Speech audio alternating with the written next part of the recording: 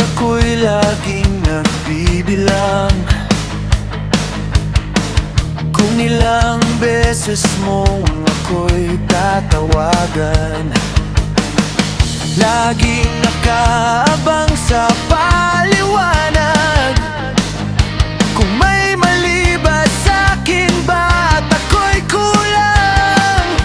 Ngayon gising pa rin ako pero iba na ang dahilan. Inuunahan mo pa ang mga tanong ko sa simpleng kumain ka na ba dyan?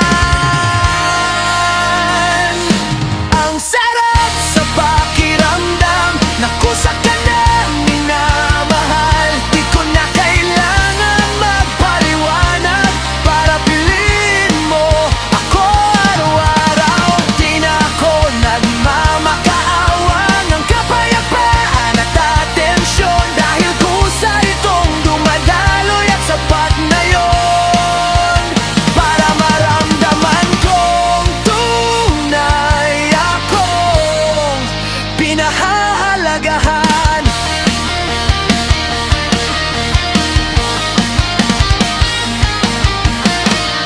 Hindi mo na ako tinatantya. Alam mo na kung kailan ako tatahimik. Iyakap mo na yung sagot sa kaba